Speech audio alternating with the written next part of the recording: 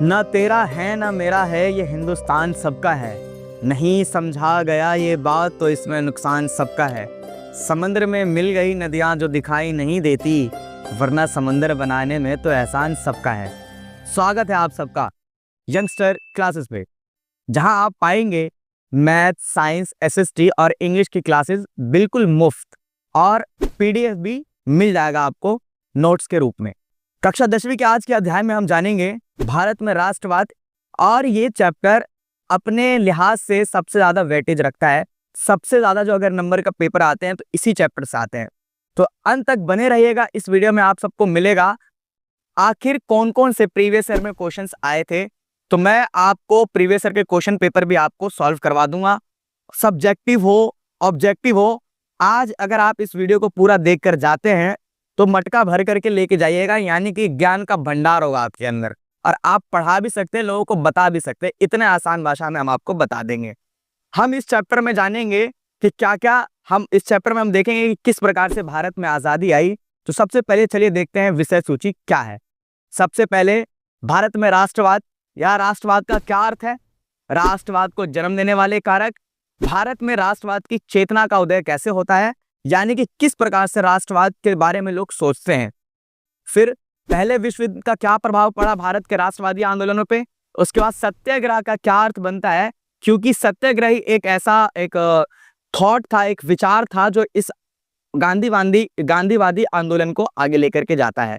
उसके बाद देखेंगे चंपारण सत्याग्रह क्या था, खेड़ा सत्याग्रह क्या था, यानी कि गांधीवादी सभी आंदोलनों को हम देखेंगे। 3 छोटे आंदोलन है, चंपारण सत्याग्रह, खेड़ा सत्याग्रह और मील मजदूर आंदोलन।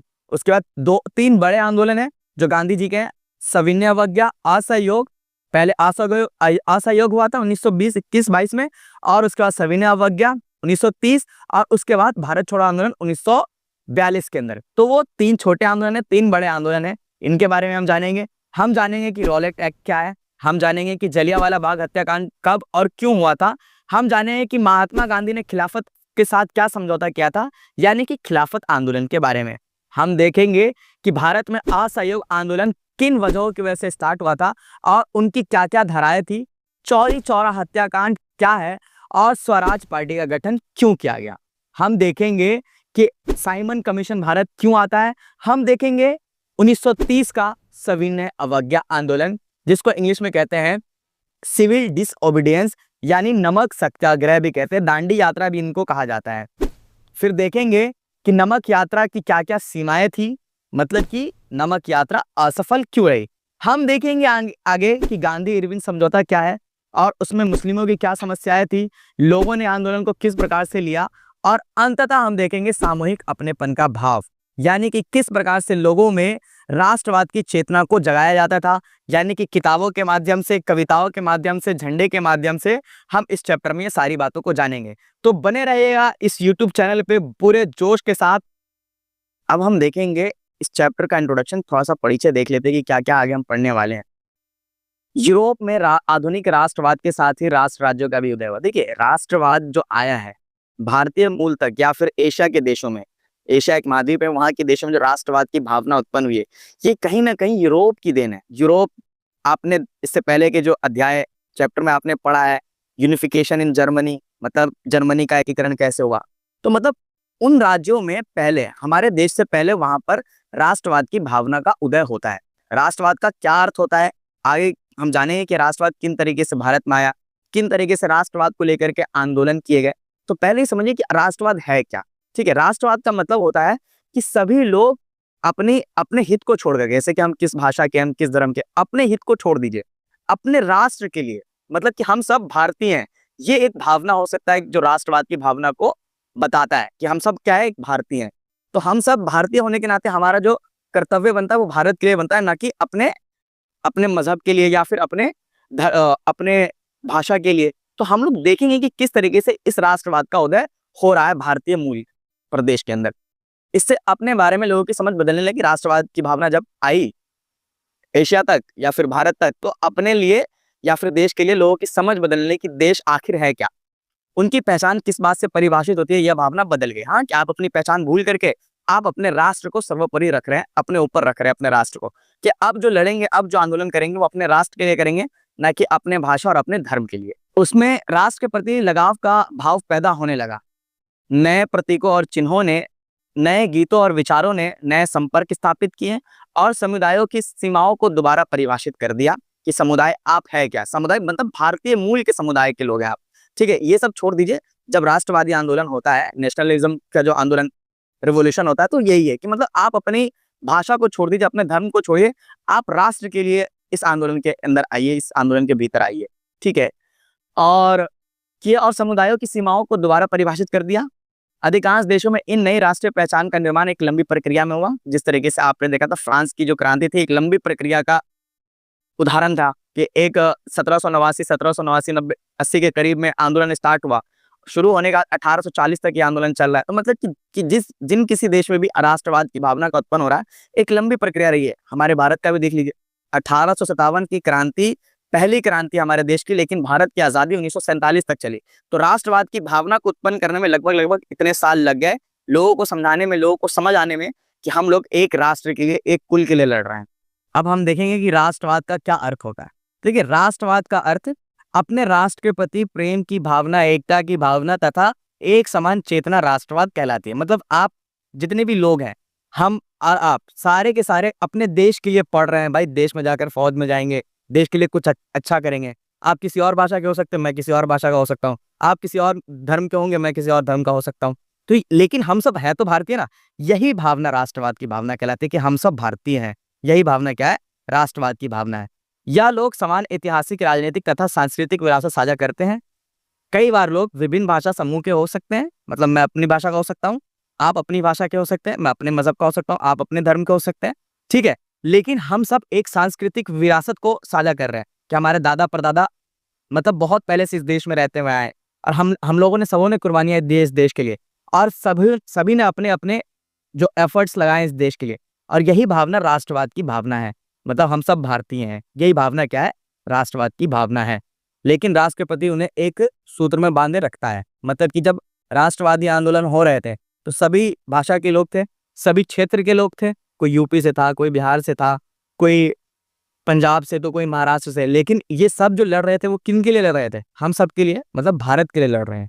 कहते हैं कि आवश्यकता ही आविष्कार की जननी है। देखिए, आवश्यकता पड़ने पर आंदोलन होते हैं।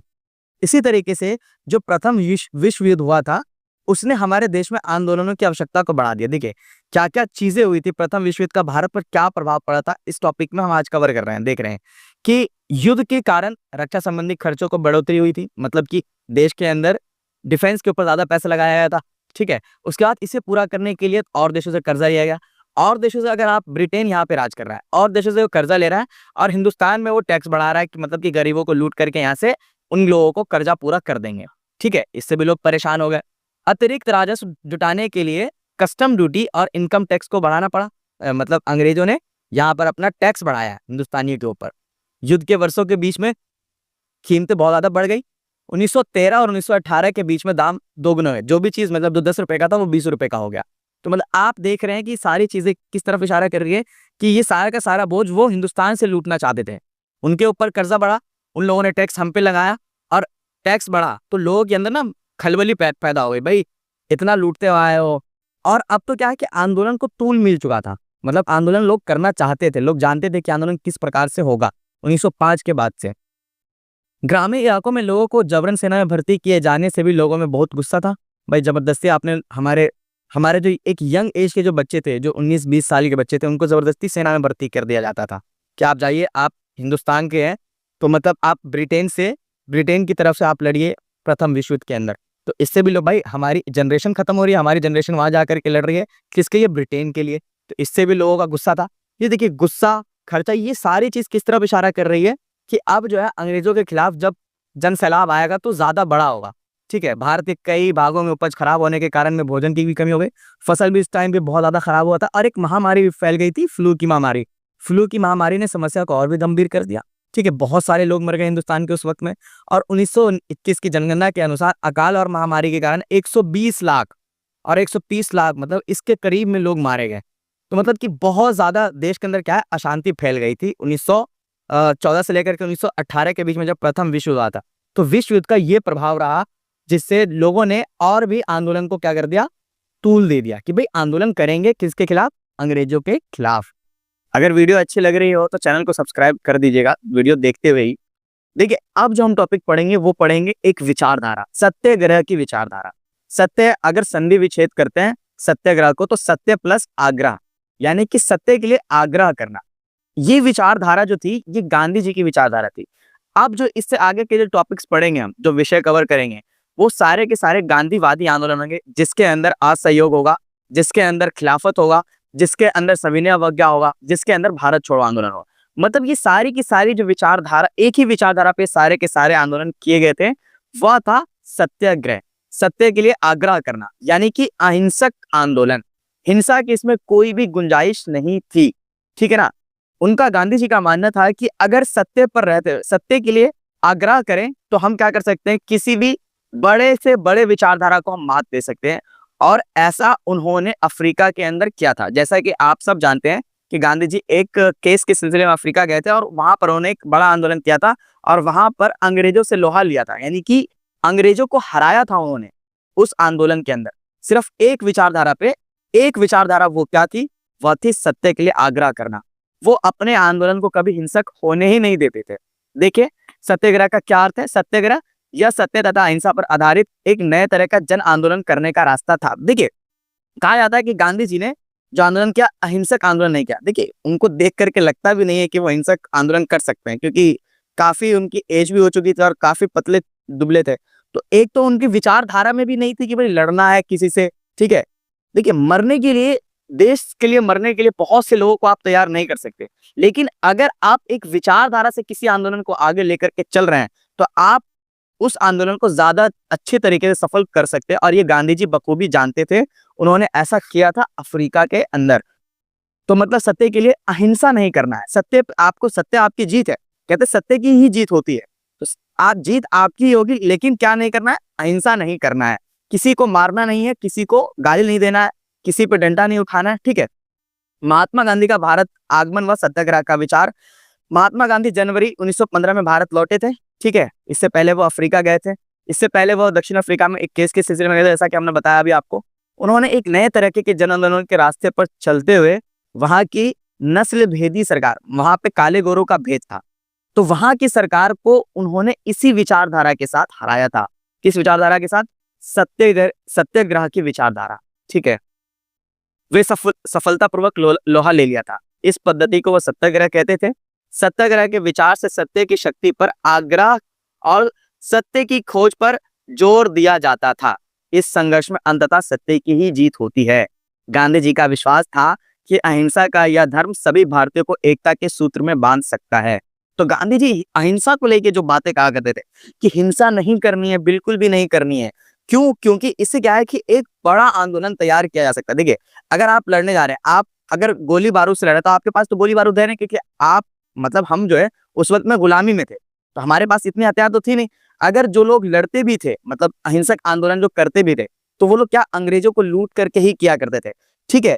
लेकिन उस तरीके की आंदोलन के लिए भारत में एक बहुत बड़ा जन आंदोलन नहीं तैयार किया जा सकता था। मेरे कहने का मतलब ये है कि एक बहुत से लोगों को आप, मतलब देश के लिए मरने मिटने पर तैयार नहीं कर सकते थे, लेकिन आग्रह करने के लिए तो तैयार कर सकते थे। और गांधी जी इस बात को बहुत अच्छी तरीके से समझते थे कि लोगों को हम क्या कहेंगे, सत्याग्रह की विचारधारा पे कार्य कीजिए, ठीक है। सत्याग्रह को ही आगे लेके चलिए, हिंसा बिल्कुल भी मत होने दीजिएगा, ठीक है। अच्छा, सत्याग्रह की विचारधारा से बहुत से लोग प्रभावित हो गए थे, बहुत से अनुयायी बन गए थे गांधी जी के इस विचारधारा को, और आज तक ऐसे लोग हैं जो सत्याग्रह की विचारधारा को अपनाते हैं, गांधी जी की विचारधारा को अपनाते हुए चल रहे हैं।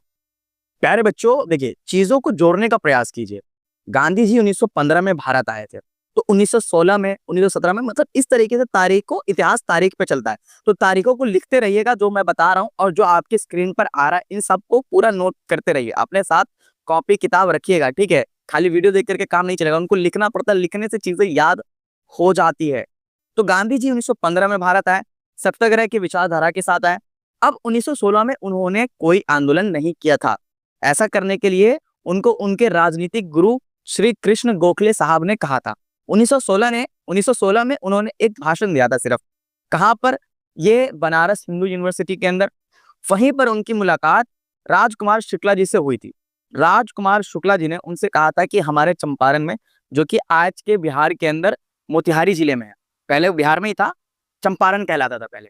तो वो उनसे कहा गया कि आप हमारे बिहार में आइए, क्योंकि गांधी जी मतलब गांधी जी के बारे में उन्होंने सुना था कि गांधी जी ने अंग्रेजों को हराया है, मतलब केस में हराया है। तो वो जानते थे, उनका मानना था कि गांधी जी हमारा कुछ करेंगे, मतलब कि गांधी जी हमारी बातों को सुनेंगे और आगे लेकर के जाएंगे, आंदोलन होगा कोई। तो इसी विचार से गांधी जी को आमंत्रण दिया गया। गांधी जी 1917 में वहां गए। तो सबसे पहला जो 3 छोटे आंदोलन है गांधी जी के 1917 में, चंपारण सत्याग्रह कहते हैं इस आंदोलन को। इस आंदोलन को बहुत अच्छे से सुनिएगा, आप देखिएगा। 1917 का चंपारण सत्याग्रह ब्रिटिश भारत में महात्मा गांधी के नेतृत्व में पहला सत्याग्रह आंदोलन था, और इसे भारतीय स्वतंत्रता आंदोलन में ऐतिहासिक रूप से महत्वपूर्ण विद्रोह माना जाता है।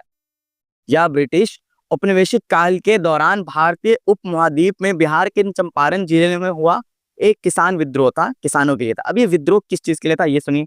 किसान नील की खेती करने के लिए मजबूर थे और इसके लिए उन्हें बहुत कम भुगतान मिलता था। देखिए, चंपारण में आखिर समस्या क्या थी? चंपारण में समस्या ये थी कि उनसे जबरदस्ती नील की खेती करवाई जाती थी। नील की खेती एक ऐसी खेती है जिसके करने से उपजाऊपन खत्म हो जाता है, और पहले उनको ज्यादा मात्रा में कहा गया था कि आप लगभग लगभग अपने हिस्से में, अपने खेती में आप नील की खेती करेंगे। जैसे ही गांधी जी वहां पहुंचते हैं, तो सबसे पहले तो अंग्रेजों ने ऐतराज किया कि गांधी जी बिहार में नहीं आएंगे, उनके ऊपर केस हुआ। तो गांधी जी के ऊपर केस हुआ। गांधी जी के जब कोर्ट चल रहा था, कोर्ट में उनकी जब पेशी हुई, तो पेशी के दौरान लगभग लगभग चंपारण जिला बाहर खड़ा था।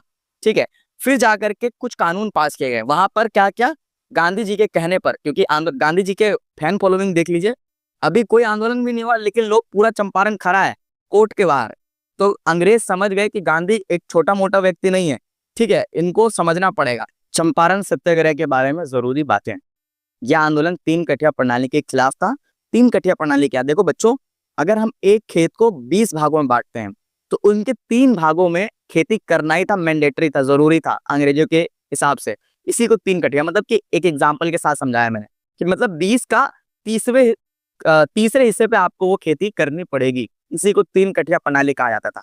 और ये खेती किस चीज की होगी? नील की खेती, जो खेती को क्या कर देता था, जमीन को क्या कर देता था, खराब किया करता था। इस वजह से लोग आंदोलन करने के लिए गांधी जी को बुलाते हैं।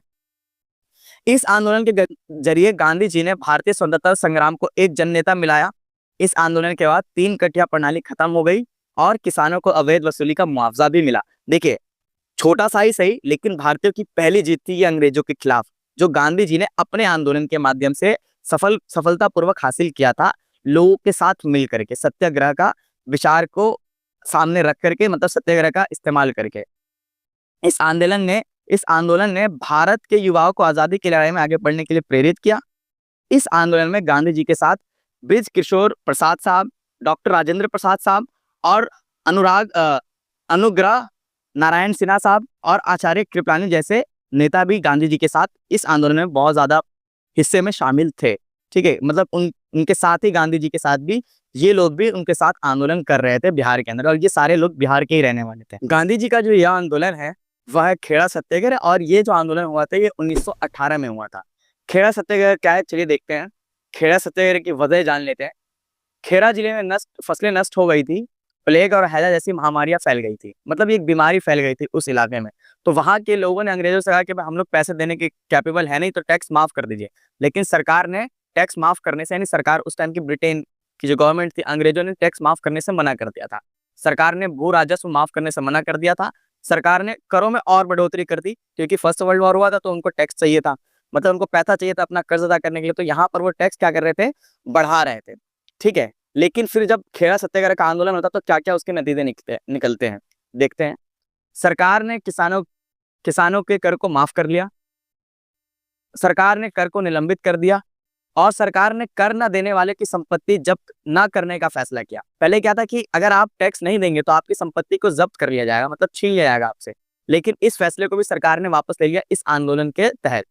सरकार ने दर में बढ़ोतरी को कम कर दिया, मतलब कि जो टैक्स का जो दर बढ़ाया गया था, मतलब 10 रुपए से जो 20 रुपए किया गया था, मतलब एक एग्जाम्पल के साथ बता रहा हूँ, उसको भी क्या कर दिया, माफ कर दिया, मतलब मना कर दिया कि दर में बढ़ोतरी नहीं होगी। सरकार ने जब्त की गई सभी संपत्तियों को वापस कर दिया, मतलब कि उस टाइम पर जितने भी लोगों की संपत्ति छीनी गई थी उनसे, उन सबको वो सारी वापस कर दी गई। तो सत्याग्रह का आंदोलन ये दूसरा आंदोलन था, जो छोटा आंदोलन था 1918 में हुआ। और ये एक सफल आंदोलन था जो गांधी जी द्वारा शुरुआत की गई थी। अगला जो आंदोलन है बच्चों वो है अहमदाबाद मील सत्याग्रह आंदोलन। ये 1918 में हुआ था। देखिए गांधी जी 1915 में भारत आते हैं। 1916 में उन्होंने एक जगह भाषण दिया था बनारस हिंदू यूनिवर्सिटी में। 1917 में उन्होंने चंपारण सत्याग्रह किया था। देखो चीजों को जोड़िए, 1918 में उन्होंने खेड़ा सत्याग्रह और अहमदाबाद मिल सत्याग्रह आंदोलन किया था। मिल सत्याग्रह का क्या आंदोलन की क्या वजह थी? देखिए दो वजह थी। एक तो ये कि जो वहां के जो मिल के मालिक है और जो वहां के मजदूर है, इन दोनों के बीच में कोई क्लेश चल रहा है, विवाद हो रहा है। किस चीज को लेकर के? सैलरी में बढ़ोतरी को लेकर के। सैलरी, वहां के जो मजदूर थे वो चाहते थे कि उनकी सैलरी में कम से कम 50% का इजाफा हो, और वहां के जो मालिक है, मिल के मालिक है, वो चाहते थे केवल 20% का इजाफा हम दे सकते हैं। दूसरी तरफ जो मिल है वो घाटे में जा रहा था, इसलिए जो मिल की जो घाटे की भरपाई है, जो मजदूरों को मिलने वाला प्लेग बोनस से वो लोग करना चाहते थे। तो इस वजह से गांधी जी ने वहां के मजदूरों के कहने पर सत्याग्रह का यह आंदोलन शुरुआत किया था। चलिए देखते हैं। 1917 में चंपारण सत्याग्रह आंदोलन के बाद अहमदाबाद मिल हड़ताल अपने समय का सबसे बड़ा सविनय अवज्ञा आंदोलन बन गया। इस हड़ताल में गांधी जी ने पहली बार भूख हड़ताल और सत्याग्रह के रूप में अहिंसा के औजारों का इस्तेमाल किया। देखिए गांधी जी के औजारों में अहिंसा और भूख हड़ताल दो चीजें थी। जब आप गांधी जी को पढ़ते हैं तो पाएंगे कि गांधी जी बहुत भूख हड़ताल किया करते थे अपने आंदोलनों के माध्यम से। 1918 में अहमदाबाद स्थित एक कपास मिल के श्रमिकों और मालिकों के बीच औद्योगिक विवाद हुआ, जो हमने बताया अभी। मिल के मालिक मजदूरों को मिलने वाला प्लेग बोनस वापस लेना चाहता था। दूसरी ओर मजदूरों ने वेतन में 50% बढ़ोतरी की मांग की, लेकिन मिल मालिक केवल 20% बढ़ोतरी देने को तैयार थे। जब गांधी जी ने विरोध प्रदर्शन का नेतृत्व करने की जिम्मेदारी ली तो वह ऐसा रास्ता खोजना चाहते थे जिसमें दोनों पक्षों को नुकसान ना हो, मतलब कि ना तो नुकसान मिल के मालिकों को हो, ना वहां के मजदूरों को हो। इसके बाद उन्होंने मजदूरों के लिए सिर्फ 35%, यानी कि 50% तो भाई ज्यादा हो गया, आपको 50% तो हम बढ़ोतरी नहीं दिलवा सकते हैं, लेकिन 35%, 20% कम है, 50 ज्यादा है, तो हम 35% पे नेगोशिएट करेंगे। इसके बाद उन्होंने मजदूरों के लिए 35% वेतन वृद्धि की मांग शुरू कर दी। यह मजदूरों की मांग के 50% और मिल मालिकों की मांग के 20% के बीच का था। गांधी जी ने अहिंसक तरीके से विरोध प्रदर्शन आयोजित किए। अगर वे हड़ताल के दौरान नेता के रूप में मौजूद नहीं होते तो माना जाता कि कई दुकानों पर धरना दिया था। हालांकि विरोध प्रदर्शन पूरी तरह से अहिंसक थे, जिसके परिणाम स्वरूप श्रमिकों के वेतन में 35% की वृद्धि हो भी गई। तो आखिरकार सारी लड़ाई के बाद जितना गांधी जी चाहते थे कि इनके वेतन में वृद्धि करवा दी जाए, मतलब 35% की वृद्धि उनके सैलरी में, उनके जो मिलने वाले सैलरी थी उनमें 35% का वृद्धि देखने को मिलती है। तो ये भी एक सफल आंदोलन था जो गांधी जी द्वारा स्टार्ट किया गया था। अब जो हम टॉपिक देखेंगे बच्चों वो है रॉलेट एक्ट। एक्ट का मतलब होता है कानून, बिल। देखिए ये जो कानून बनाया था अंग्रेजों ने बनाया था। भारत में जो राष्ट्रवादी आंदोलन चल रहे थे, भारत को आजाद करने के जो आंदोलन चल रहे थे, इस आंदोलन को दबाने के लिए, ताकि ये लोग डर जाए हमसे, इसलिए इस बिल को पास किया था, रॉलेट बिल। ठीक है, इस बिल के खिलाफ, इस कानून के खिलाफ रॉलेट सत्याग्रह का आंदोलन गांधी जी ने शुरुआत की थी। ये कानून क्या था? कानून ये था कि बिना किसी मुकदमे के किसी भी भारत के वासी को राष्ट्रवादी आंदोलन में जो लगे हैं या फिर नहीं भी लगे, उनको सिर्फ शक के आधार पर 2 सालों तक जेल में डाला जाएगा और उन पर कोई भी सुनवाई नहीं की जाएगी। इस बिल के खिलाफ आंदोलन हुआ, लेकिन आंदोलन ज्यादा देर तक नहीं चल पाता है। क्यों?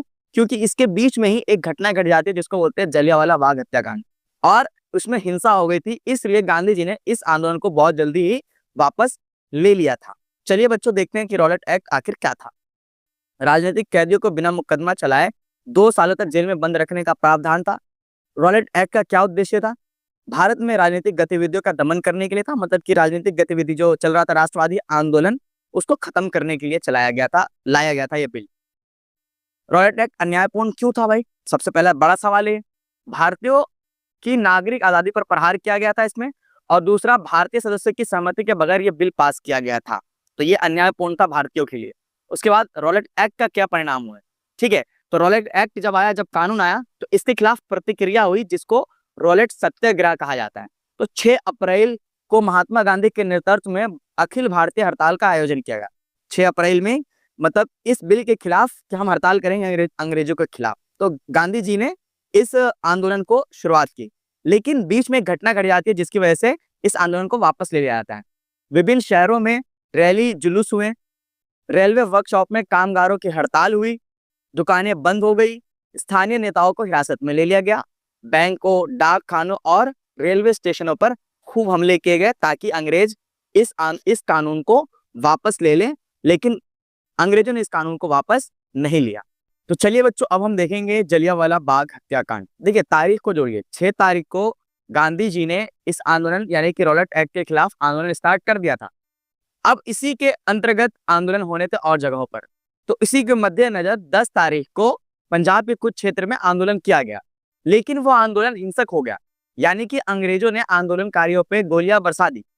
और उसी बीच उस क्षेत्र में जहां पर गोलियां बरसाई गई थी, यानी कि पूरे पंजाब में धारा 144 यानी कर्फ्यू लगा दिया गया था, मार्शल लॉ जिसको कहा जाता है। मार्शल लॉ लागू होने के बाद इसकी सूचना लोगों को नहीं दी गई कि मार्शल लॉ आपके क्षेत्र में लागू है। तो उसी बीच में 13 तारीख को यानी कि 13 अप्रैल 1919 को बैसाखी का त्योहार मनाया जाना था। ठीक है, त्योहार के लिए लगना था मेला। तो ये मेला लगा था जलियांवाला बाग में।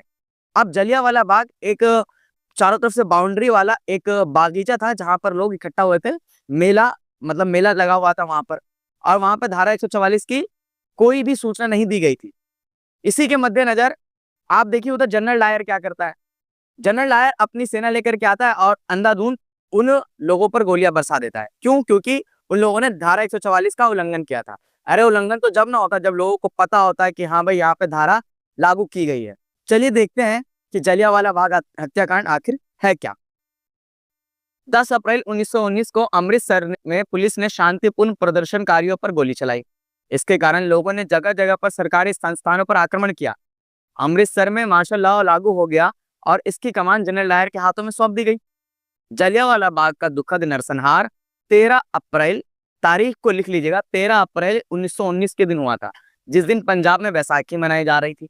ग्रामीणों का एक जत्था जलियांवाला बाग में एक मेले में शरीक होने आया था। यह बाग चारों तरफ से बंद था और निकलने के रास्ते भी संकीर्ण थे। संकीर्ण का मतलब बहुत पतला था, यानी कि लोग उस बागीचे से निकल नहीं सकते, मतलब कि बहुत पतला गेट दरवाजा था बस उसका, मतलब खुला हुआ बाउंड्री नहीं था उस बागीचे का या फिर उस बाग का। ब्रिटिश सरकार द्वारा किए गए इस निर्मम दमन के कारण लगभग 1000 लोग मारे गए। इस दौरान मरने वालों में युवा, महिलाएं, वृद्ध सभी उम्र के लोग शामिल थे। इस निर्लज व कुख्यात जलियांवाला बाग हत्याकांड से पूरा देश सन्न रह गया था। यह एक हिंसक जानवर द्वारा अपने शिकार के प्रति की जाने वाली क्रूरता से भी अधिक दर्दनाक कृत्य था। संपूर्ण देश में इस बर्बर हत्याकांड की निंदा की गई थी। देखिए इस हत्याकांड के पीछे का जो उद्देश्य, जो अंदाजा लगाया जाता है, वह अंग्रेजी सरकार जो है अपना खौफ बिठाना चाह रही थी हिंदुस्तान के लोगों में। क्योंकि हिंदुस्तान के लोग अब क्या कर रहे थे, अंग्रेजों के खिलाफ क्या करना है, बहुत ज्यादा आंदोलन कर रहे हैं। तो उसी आंदोलन को रोकने के लिए इस तरीके की घटना को अंजाम दिया गया था, जो कि जनरल डायर द्वारा दिया गया था। इसके चलते गांधी जी ने 18 अप्रैल 1919 को सत्याग्रह को समाप्त करने की घोषणा कर दी थी, क्योंकि जलियांवाला बाग में हिंसा हो गई थी और हिंसा गांधी जी के किसी भी आंदोलन में मान्य नहीं था। ठीक है, कि अगर हिंसा होगी तो हम आंदोलन को वापस ले लेंगे, ये गांधी जी का हमेशा से कहना था। और इस आंदोलन को 18 अप्रैल 1919 को गांधी जी वापस ले लेते, क्योंकि गांधी जी का मत था कि सत्याग्रह में हिंसा का कोई स्थान नहीं होता है। ठीक है, जलियांवाला बाग हत्याकांड विभत्स घटना की जांच करने के लिए तत्कालीन भारतीय सचिव मोंटेग्यू विलियम हंटर की अध्यक्षता में एक आयोग का गठन किया गया था। इसलिए इशारों को प्रचलित रूप में हंटर कमीशन के नाम से जाना जाता है। अभी हंटर कमीशन क्या है, ये देखो इस किताब से बाहर की चीजें मैं बता देता हूँ कि ये जलियांवाला बाग आखिर हुआ क्यों। इन सब की जांच के लिए ना बहुत सारी कमेटियां, मतलब उस टाइम पे अंग्रेज कमेटी बनाया करते थे, मतलब हर एक चीज के लिए। ये हंटर कमीशन इसलिए बनाया गया था ताकि जलियांवाला बाग में जो नरसंहार हुआ है, क्यों हुआ है, किस तरीके के ऊपर कार्यवाही की जाए। तो इसने जब अपनी रिपोर्ट दी तो ये जो हंटर कमीशन बनाया गया था, इसलिए बनाया गया था ताकि इस चीज की देख रेख करे, जांच पड़ताल करे कि क्यों हुआ था ये आखिर, और इसके पीछे क्या रीजन रहा होगा। हंटर कमीशन ने जब अपनी रिपोर्ट दी ब्रिटेन को, मतलब अंग्रेजी सरकार को दी, तो हंटर कमीशन ने जो रिपोर्ट दी थी उसके आधार पर अंग्रेजों ने केवल जो डायर था उसको केवल इतना सजा देता है कि आप इस देश को छोड़ के चले जाइए। उसके ऊपर कोई भी जुर्माना नहीं लगाया जाता है, उसके ऊपर कोई भी राजद्रोह का चार्ज नहीं लगाया जाता, उसके ऊपर कोई भी नरसंहार का कोई भी चार्ज नहीं लगाया जाता है। केवल इतना कहता है कि आप इस देश को चले जाइए, छोड़ करके चले जाइए। अब चलिए एक कहानी आपको बता देता हूँ सरदार उधम सिंह के बारे में। कि जलियांवाला बाग में, ये देखिए बाहर की चीजें मैं आपको बता देता हूँ, जब आप यूपीएससी या फिर किसी पीसीएस की तैयारी करते तब बच्चे पढ़ते हैं, लेकिन मैं आपको बता देता हूँ कि इस कुख्यात हत्याकांड के एक राष्ट्रवादी क्रांतिकारी उधम सिंह ने इसके लिए जिम्मेदार अंग्रेजी अधिकारी से बदला लेने की ठानी और उन्होंने अपना नाम बदलकर राम मोहम्मद सिंह आजाद रख लिया।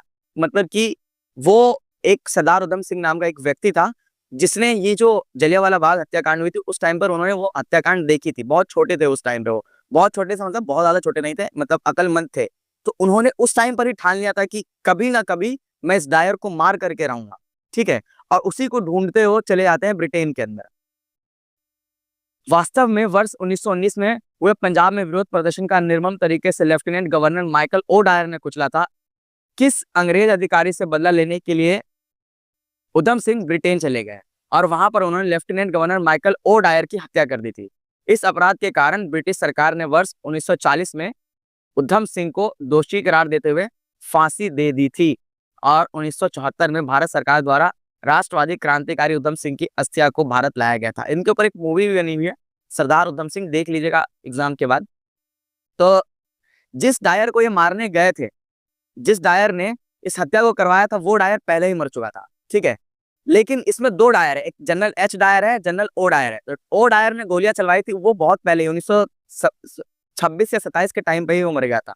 लेकिन उनको ये नहीं पता था, उनको सिर्फ पता था कि डायर ने मारा है। तो वो दूसरा डायर जो बचा हुआ था, उस डायर को सबके सामने भरी सभा में इन्होंने गोली मार दी थी और कहा था, जब सरकार ने उससे पूछा कि तुम कौन हो, तुम्हारा नाम क्या है, तो उन्होंने नाम बताया था ऐसा, राम मोहम्मद सिंह आजाद। मतलब मैं भारत हूं, मैं भारत का प्रतिनिधित्व कर रहा हूं। तुमने हमारे लोगों को मारा, मैंने उनका बदला लिया है। उनको 1940 में वहां पे फांसी दे दी थी ब्रिटेन में और 1974 में जब भारत आजाद हो जाता है तो उनकी अस्थिया को 1974 में भारत मंगवा लिया गया। तो ये था आपका जलियांवाला बाग हत्याकांड, ठीक है। और इसमें मतलब जलियांवाला बाग जो हत्याकांड है, इसमें आप देख लीजिए रॉलेट एक्ट भी वापस ले लिया गया है। मतलब 18 अप्रैल को ये रॉलेट एक्ट वापस लिया गया था, ठीक है ना, जो गांधी जी द्वारा लिया गया था। तो प्यारे बच्चों, अब हम देखेंगे खिलाफत आंदोलन। देखिए खिलाफत जो वर्ड है वो आया है खलीफा से। प्रथम विश्व युद्ध देखिए आप 1914 से लेकर 1918 तक चलता है। दो पक्षों में ये आंदोलन हो रहा है और एक तरफ तुर्की है, दूसरी तरफ ब्रिटेन है। तुर्की हार जाता है और ब्रिटेन जीत जाता है, ठीक है। ब्रिटेन जीतता है तो तुर्की से वहां से खलीफा का पोस्ट हटा देता है। अब ये खलीफा होते कौन है? खलीफा का मतलब होता है वह व्यक्ति जो इस्लाम में उस दौर का हेड कहलाता हो, ठीक है। तो खलीफा को क्या कर दिया जाता है? हटा दिया जाता है। अब इसका जो गुस्सा है हिंदुस्तान के मुसलमानों में आ जाता है, ठीक है, कि भाई हमारे खलीफा को वहां से क्यों हटा दिया।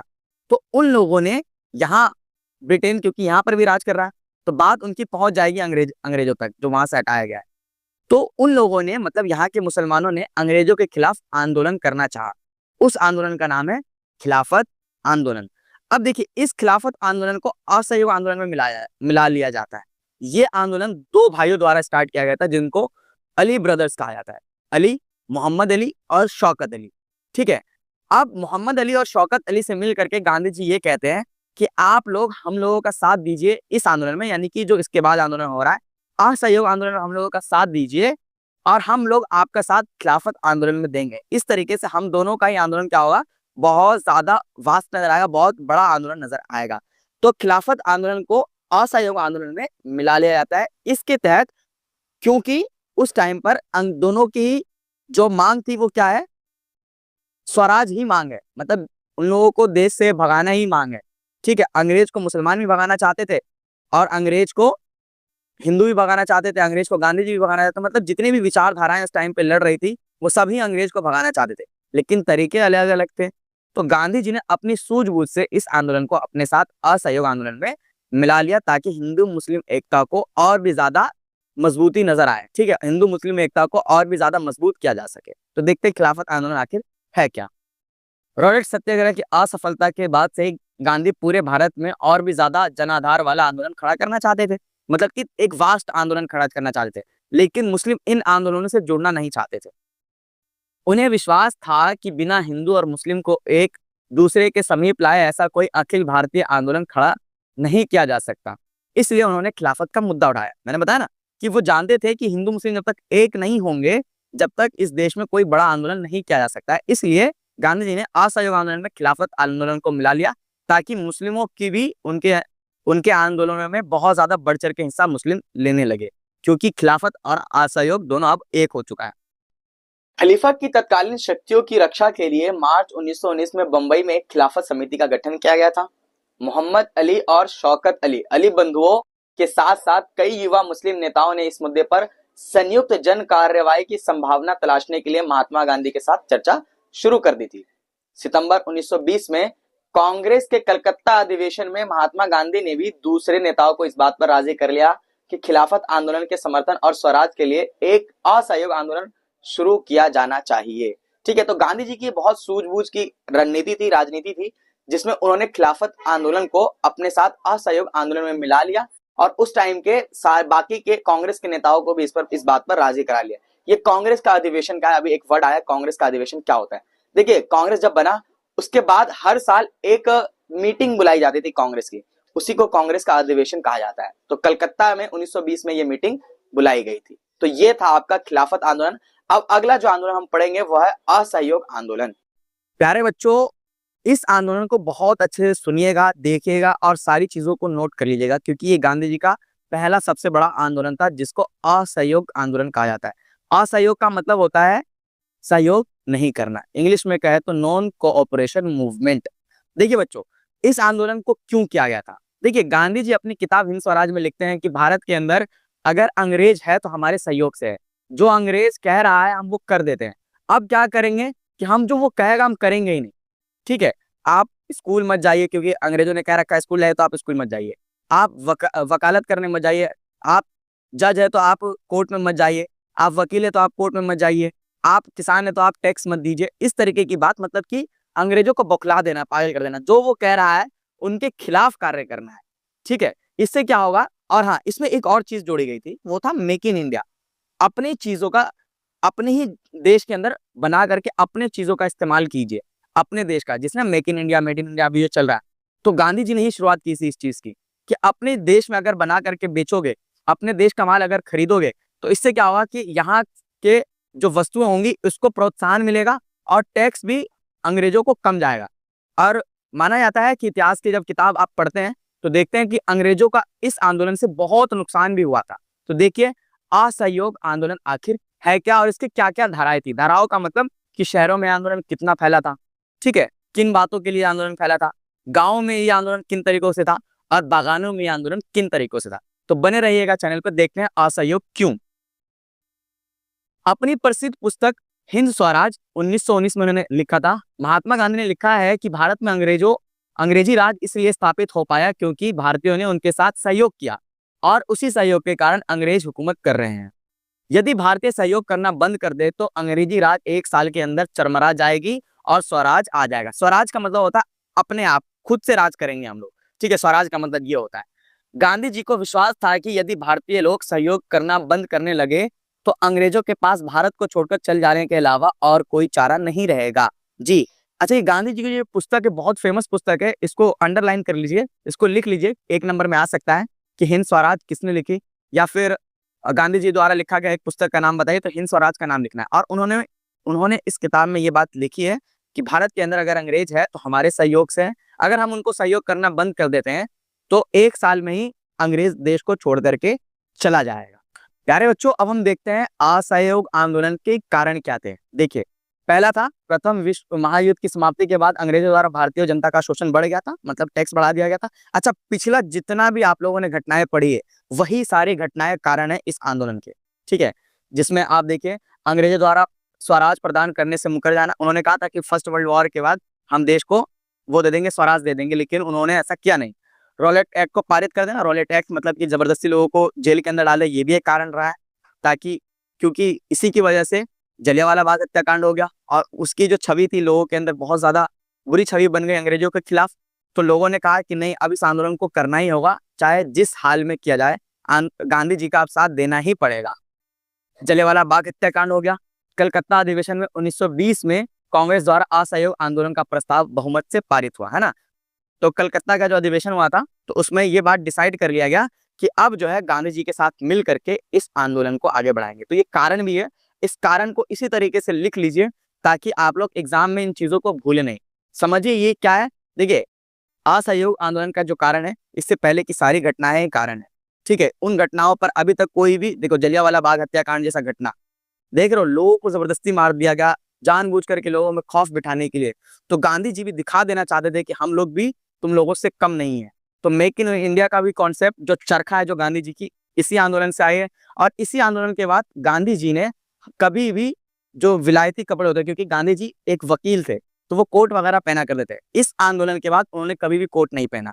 इस आंदोलन के बाद उन्होंने अंग्रेजी भाषा को बोलना कम कर दिया, ठीक है। वो इंग्लिश भी अच्छी जानते थे, तो उन्होंने देश की चीजों को समझा और लोगों से भी कहा कि आप लोग खादी का कपड़ा बनाइए, खादी के कपड़े पहनिए, ठीक है। तो असहयोग आंदोलन में ही ये सारी घटनाएं होती है और असहयोग आंदोलन के ये कारण थे। तो चलिए अब हम देखते हैं असहयोग आंदोलन के कुछ प्रस्ताव यानी कि असहयोग आंदोलन किस प्रकार से किया गया, क्या क्या चीजें की गई थी असहयोग आंदोलन में, किस तरीके से लोगों ने असहयोग आंदोलन को अपनी जिंदगी में अपनाया। अंग्रेजी सरकार द्वारा प्रदान की गई उपाधियों को वापस करते, जिन लोगों को उपाधि दे दी गई थी असहयोग के चलते, नहीं भाई अब हम लोगों ने आप लोगों के खिलाफ आंदोलन किया, आप लोग अपनी उपाधि अपने डाल लीजिए। सिविल सर्विस, सेना, पुलिस, कोर्ट, लेजिस्लेटिव काउंसिल और स्कूलों का बहिष्कार किया गया, ठीक है। स्कूल नहीं जाते थे बच्चे, क्योंकि गांधी जी ने कहा था और वहां पर लोग समझ रहे थे कि भाई इस आंदोलन में क्या करना है, हमको भाग लेना है, तो स्कूल नहीं जाएंगे, ठीक है। जो वकील थे वो वकालत करना छोड़ दिए, जज कोर्ट जाना छोड़ दिए। तो इस तरीके से कार्य ये की जा रही थी। विदेशी वस्तुओं का बहिष्कार किया गया, हाँ भाई विदेशी, जो मैंने बताया कि कपड़ों का बहिष्कार किया गया, विदेशी सामान खरीदने से मना कर दिया लोगों ने, और इसका बहुत ज्यादा घाटा हुआ था अंग्रेजों को। यदि सरकार अपनी दमनकारी नीतियों से बाज न आए तो संपूर्ण अवज्ञा आंदोलन शुरू करना, ठीक है। इस आंदोलन के कुछ रचनात्मक पक्ष पर भी ध्यान दिया गया, जैसे कॉलेज तथा स्कूलों की स्थापना की गई। उस टाइम पे बहुत सारे स्कूल खोले गए थे इसी आंदोलन के तहत, हिंदुस्तानियों ने खोले थे ये स्कूल। पंचायतों की स्थापना की गई। स्वदेशी को स्वीकार करना, स्वदेशी में तो अपने देश की बनी हुई वस्तुओं को स्वीकार कीजिए और बाकी जो बाहर से सामान आ रहे उनका बहिष्कार कीजिए। उस टाइम पे शराब की पिकेटिंग की गई थी, मतलब अंग्रेजी शराब को बहुत ज्यादा, अंग्रेजी शराब की तो दुकानों को जला दिया जाता था इस टाइम पर, ठीक है। और स्वदेशी का प्रचार करना, हथकरघा मतलब अपने हाथों से बना करके कपड़ों को पहनिए ताकि हिंदुस्तान के लोग आपसे पैसा कमा सके। और बुनाई उद्योग को प्रोत्साहित करना, खादी की बात की जा रही है। अस्पृश्यता का अंत, अनटचेबिलिटी, मतलब कि आप लोग अपने बीच की जाति व्यवस्था को भी खत्म कीजिए। ये गांधी जी ने बहुत ज्यादा जोर शोर से बात कही थी कि आप लोग जो आज तक बटे हुए हो ना, इसी वजह से ये लोग यहाँ पर हैं, तो आप लोग जाति व्यवस्था खत्म कीजिए, अपने धर्म के बीच में जो आप लोगों की जो मन मुटाव है इन चीजों को खत्म कीजिए। तो हिंदू मुस्लिम की एकता को भी स्थापित करना इस आंदोलन के रचनात्मक पक्ष थे। अब हम देखेंगे असहयोग आंदोलन खत्म कैसे होता है, ठीक है। चौरी चौरा की हत्याकांड, जो आपकी किताब एनसीईआरटी को जरूर पढ़ करके जाइए, एग्जाम टाइम में बहुत अच्छे से एनसीईआरटी को कवर कीजिए, उसको हर एक चीज को, टॉपिक को नोट कीजिए, एक एक नंबर के क्वेश्चंस को बनाइए, 5-5 नंबर के क्वेश्चन को सॉल्व कीजिए। मैं इस लेक्चर के लास्ट में आप लोगों को पीवाईक्यू दे दूंगा, आप इस वीडियो को पूरा देख करके जाइए, तो आप लोगों का ये चैप्टर है, बहुत बहुत ज्यादा नंबर के चैप्टर्स है, तो इस वीडियो को बहुत अच्छे तरीके से देखिए और सुनिए। देखिए चौरी चौरा की जो हत्याकांड हुई थी वो 5 फरवरी 1922 में हुई थी। हुआ क्या था, असहयोग आंदोलन चल रहा है, इसी बीच में ना अंग्रेज और हिंदुस्तानी आमने सामने आ गए थे, ठीक है। इसी बीच में अंग्रेजों के साथ इनकी मुठभेड़ हो गई, और मुठभेड़ में क्या क्या हिंदुस्तानियों ने अंग्रेजों की जो उस टाइम का जो पुलिस थाना था, वहां पुलिस थाने को ही आग लगा दिया। अब वहां पे 21 पुलिसकर्मी मर गए। गांधी जी ने अब देखिए जैसे देखा कि हिंसा हो गई है, इस आंदोलन को वापस ले लिया। तो ये चौरी चौरा हत्याकांड, ये क्या है, चौरी चौरा जो देख रहे हैं आप, ये चौरी चौरा की जो हत्याकांड है, ये देख रहे हैं कि किस तरीके से असहयोग आंदोलन को खत्म कर दिया जाता है इस आंदोलन के मतलब इस हत्याकांड के बाद। 5 फरवरी 1922 को पूर्वी उत्तर प्रदेश के गोरखपुर जिले के चौरी चौरा गांव में कांग्रेस का एक जुलूस निकाला गया। पुलिस ने जुलूस को रोका, लेकिन उत्तेजित भीड़ ने उनके थाने के अंदर खदेड़ दिया। इसमें एक थानेदार और 21 पुलिसकर्मी थे। जुलूस ने थाने में आग लगा दी, जिससे सभी लोग जलकर मर गए। कुछ ऐसी घटनाएं मुंबई तथा मद्रास में हुई थी, जिसमें गांधी जी अत्यंत दुखित हुए थे कि भाई मैंने तो कभी भी नहीं कहा हिंसा करने के लिए, आप लोग क्यों मार रहे हैं अंग्रेजों को, ठीक है, आपने किसी इंसान को क्यों जला के मार दिया। और उन्हें विश्वास हो गया कि अभी लोग अहिंसात्मक आंदोलन के लिए तैयार नहीं है। अंततः गांधी जी आंदोलन की स्थगित करना चाहते थे। अंततः 12 फरवरी को 1922 में यह आंदोलन वापस ले लिया जाता है। तो आप देखेंगे कि जो 1920 में यह आंदोलन स्टार्ट हुआ था, असहयोग आंदोलन, ये 1922 12 फरवरी तक आते आते इस आंदोलन को पूर्णतः वापस ले लिया जाता है और उस टाइम के सारे बड़े नेताओं को अंग्रेज जेल में डाल देते हैं। स्वयं गांधी जी को भी 6 साल की सजा हुई थी, ठीक है, और लेकिन वो 2 साल में छूट करके आए थे। तो ये था आपका असहयोग आंदोलन। असहयोग आंदोलन की कुछ सीमाएं भी थी, मतलब सीमा मतलब क्यों आंदोलन को वापस ले लिया गया, ठीक है। उसकी सीमा ये थी कि भाई खादी का आपने कहा पहनने के लिए, लेकिन खादी का कपड़ा महंगा पड़ता था। लेकिन दूसरी चीज ये थी कि भाई खादी का कपड़ा महंगा पड़ेगा तो हम कहाँ से पहनेंगे, तो लोगों ने क्या किया, अंग्रेजी कपड़ा पहनना स्टार्ट कर दिया। दूसरी चीज थी कि आप घर पे 2 साल से बैठे हुए लोग, ना स्कूल जा रहे हैं, ना कॉलेज जा रहे हैं, ना कोर्ट में जा रहे हैं, तो करे क्या। अब ये लोग बोर हो चुके थे, तो इस वजह से वो लोग दोबारा से क्या अपने अपने स्कूल कॉलेज और अपने अपने कोर्ट में वापस जाते हैं। तो ये सारी चीजें, ये समस्याएं थी। अच्छा, इस टाइम पे देखें तो हिंदुस्तान आजादी को लेकर के बहुत ज्यादा तैयार नहीं था, ठीक है, क्योंकि अभी जातिवाद थी, अभी धर्म को लेकर के बड़ी लड़ाइयां थी।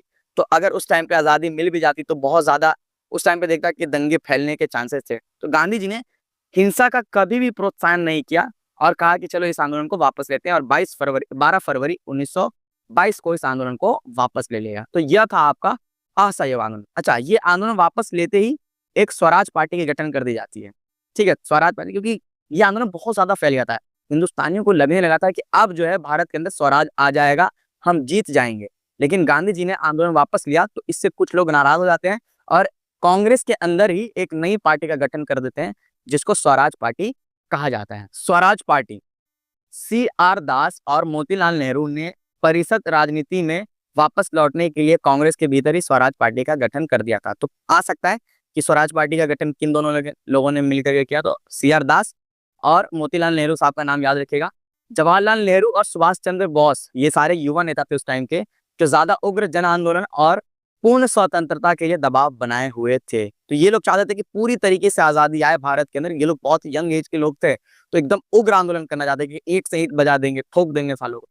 आंतरिक बहस व असहमति के इस माहौल में दो ऐसे तत्व थे जिन्होंने 20 के दशक के आखिरी सालों में भारतीय राजनीति की रूपरेखा एक बार फिर बदल दी। तो अब उस टाइम पर देखिए, जब भारत को अगर आप महसूस करेंगे ना, तो पाएंगे कि उस टाइम पर चारों तरफ अशांति है। कुछ लोग आंदोलन के पीछे भाग रहे हैं, कुछ अपनी सत्ता बचाने के लिए भाग रहा है, कुछ कुछ कर रहे हैं। तो उस टाइम पर जो भारत है, ये दिख रहा है कि एक ऐसे मतलब जीता जाता जागता भारत है कि अंग्रेजों से लेकर के रहेंगे, चाहे जो हो जाए, जिस तरीके से हो जाए। उस टाइम पर देखेंगे शहीद भगत सिंह जैसे जो बहुत उग्र तरीके से आंदोलन करते हैं, ठीक है। शहीद क्या नाम, बिस्मिल्लाह खान साहब है, राम प्रसाद बिस्मिल, सॉरी बिस्मिल्लाह खान नहीं, राम प्रसाद बिस्मिल साहब हैं। तो इन तरीके के जो लोग हैं उस टाइम पे बड़ी अच्छी कविताएं लिख रहे हैं। सरफरोशी की तमन्ना अब हमारे दिल में है, देखना है जोर कितना बाजुए कातिल में है। तो इस तरीके की बातें उस टाइम पे की जाती थी, ताकि भारत अंग्रेजों से जिस तरीके से भी हो, इस भारत से अंग्रेजों की वापसी करवा करके मानेंगे। उन लोगों ने इस देश के लिए शहादत भी दी, ठीक है। इस चैप्टर के अंदर उन लोगों के बारे में नहीं है, HSRA के बारे में नहीं है, इस वजह से मैंने नहीं पढ़ाया उनके बारे में बहुत ज्यादा। लेकिन आपको बता रहा हूं कि ये लोग उसी दौर के थे। शहीद भगत सिंह हो गए, शहीद उस टाइम के जितने भी शहीद थे, जो 3 लोगों को फांसी दी गई थी उस टाइम पर, ये सारे लोग इसी दौर के लोग थे। चलिए क्लास चलते चलते एक शेर सुना देता हूँ। यहाँ तुम देखना रुतबा हमारा, कि मेरी रेत है दरिया हमारा। किसी से कल पिताजी कह रहे थे, मोहब्बत खा गई लड़का हमारा।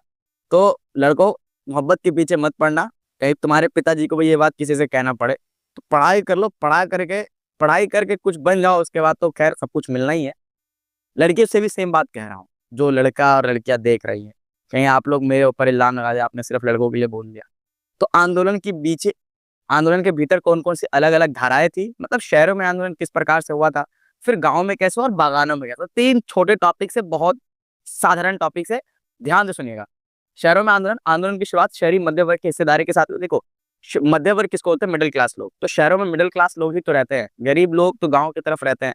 तो शहरों में जो आंदोलन कर रहे हैं वो मिडिल क्लास लोग ही कर रहे थे उस टाइम पर। विद्यार्थियों ने, स्कूल कॉलेज शिक्षकों ने अपनी नौकरी तथा वकीलों ने मुकदमा लड़ने से बहिष्कार किया और आंदोलन में शामिल हो गए।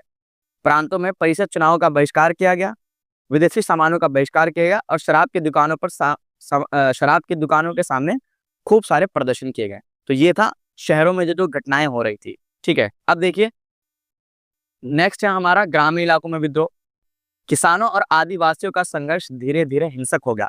तो किसान जो है, जो गांव में रह रहे हैं उन लोगों का, और जो आदिवासी लोग हैं जो जंगल में रहते हैं उन लोगों का जो आंदोलन है किस प्रकार से हुआ था, उन लोगों ने किस तरीके से आंदोलन को चलाया था। अवध में किसान आंदोलन, किसानों का नेतृत्व बाबा रामचंद्र, इनके नाम भी आ सकते हैं कि किसानों का नेतृत्व कौन कर रहे थे। ठीक है, किसान सभा का गठन कब किया गया, किन लोगों ने किया, तो ये सारी चीजें ध्यान से देखिएगा। अवध में किसान आंदोलन का नेतृत्व बाबा रामचंद्र ने जमींदारों और तालुकदारों के खिलाफ किया था। मतलब कि तालुकदार जमींदार कौन होते हैं, गांव के बड़े अमीर लोग, जो लोग किसानों को वो देते थे, क्या बोलते थे, ऋण देते थे, लोन देते थे। अब उनके खिलाफ ये आंदोलन किया गया था, क्योंकि वो लोग भी बहुत ज्यादा इन लोगों पे जुल्म ढाया करते थे। इस वजह से उन लोगों ने, मतलब किसानों ने अपने ही जमींदारों के खिलाफ ये आंदोलन किया था।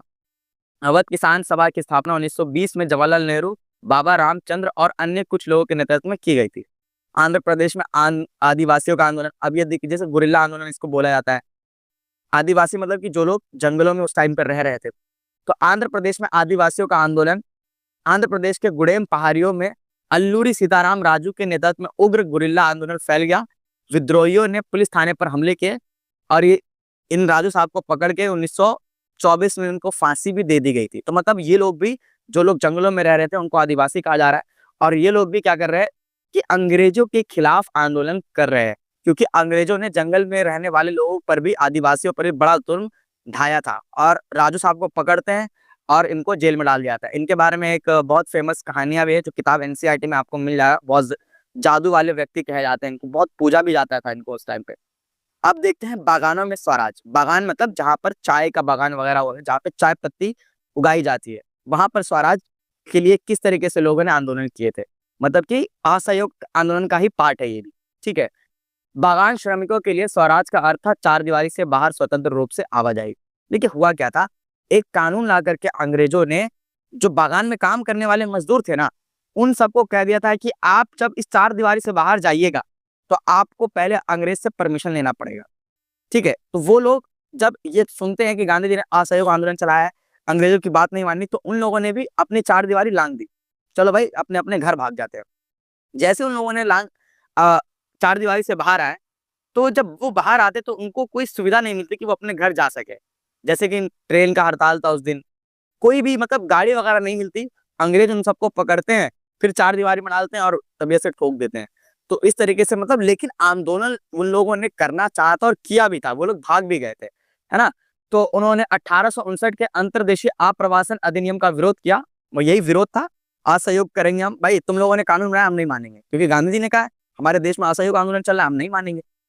तो 1859 का ये कानून बनाया गया था, जिसमें उन्हें बिना अनुमति के बागानों से बाहर जाने से रोका जाता था। प्रत्येक स्वरूप समूह ने स्वराज शब्द की अपने तरीके से व्याख्या की थी। मतलब सब लोगों ने अपने अपने तरीके से इस आंदोलन में भाग लिया। किसानों ने टैक्स नहीं दिया, बागान से लोग भाग रहे हैं, मतलब जो मजदूर थे वहां से भाग रहे हैं, शहर के लोगों ने स्कूल जाने से मना कर दिया।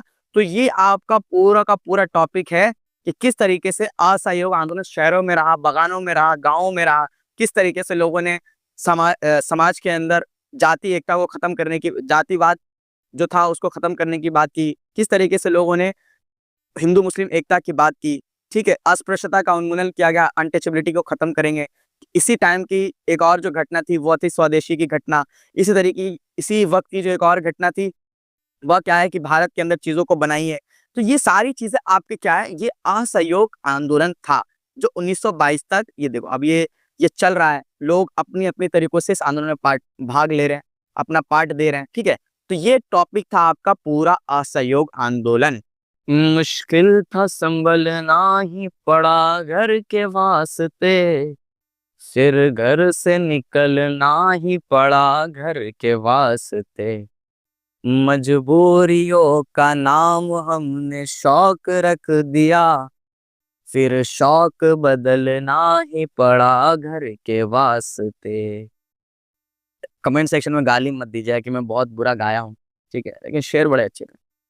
अब हम जो टॉपिक पढ़ेंगे वो है साइमन कमीशन 1927। देखिए कमीशन 1927 में बनाया गया था, लेकिन 1928 में ये भारत आता है।